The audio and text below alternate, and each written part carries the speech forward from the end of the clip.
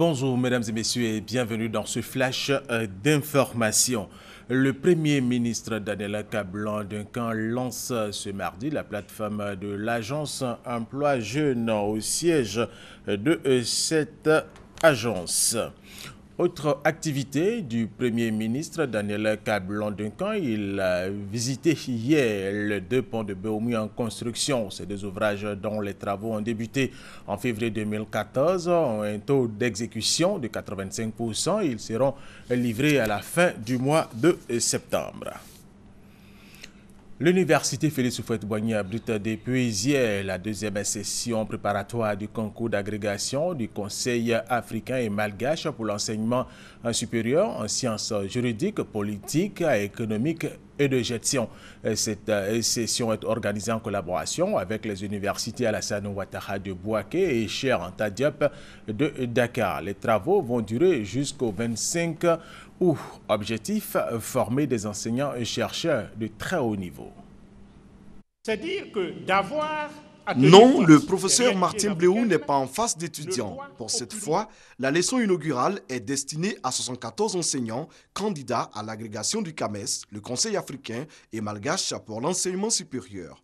Le concours est pour novembre prochain à Lomé au Togo. Cette deuxième session de préparation à laquelle prennent part des enseignants venus de 8 pays traduit toute l'importance de l'agrégation.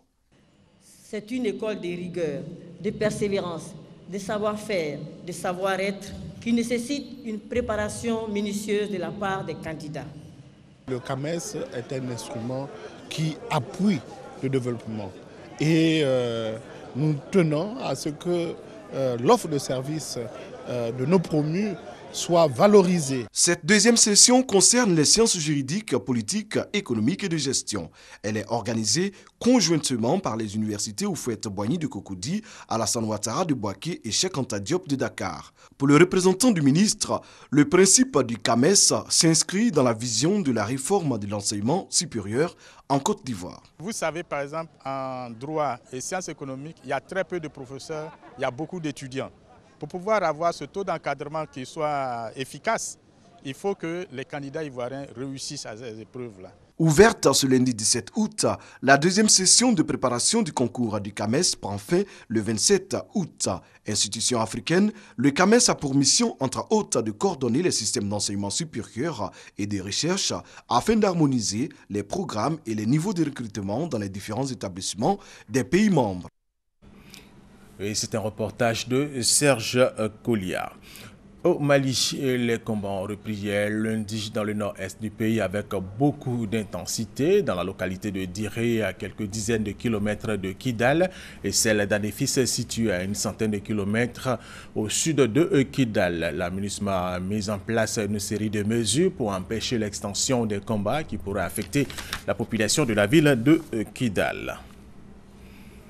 À Addis Abeba, les difficiles négociations sur un accord de paix au Soudan du Sud n'ont finalement abouti qu'à moitié. Un accord partiel de paix a été trouvé entre le parti au pouvoir et les rebelles. Le gouvernement de Salva Kiir n'a pas signé le document malgré l'ultimatum de la communauté internationale. Le président sud-soudanais doit revenir à Addis Abeba dans 15 jours après consultation de ses partisans.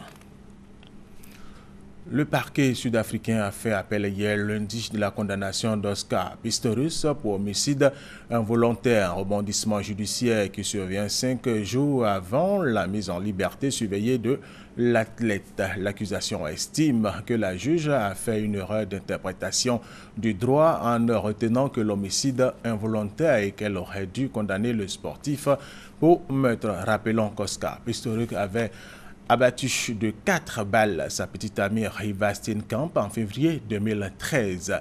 Il a été condamné à 5 ans de prison mais devrait sortir dès vendredi prochain après 10 mois de détention sous le régime de la liberté conditionnelle. S'il était reconnu coupable de meurtre, il risquerait alors une peine plus lourde d'au moins 15 ans de prison. C'est la fin de ce flash d'information. Merci de l'avoir suivi. Je vous retrouve tout à l'heure à 13h.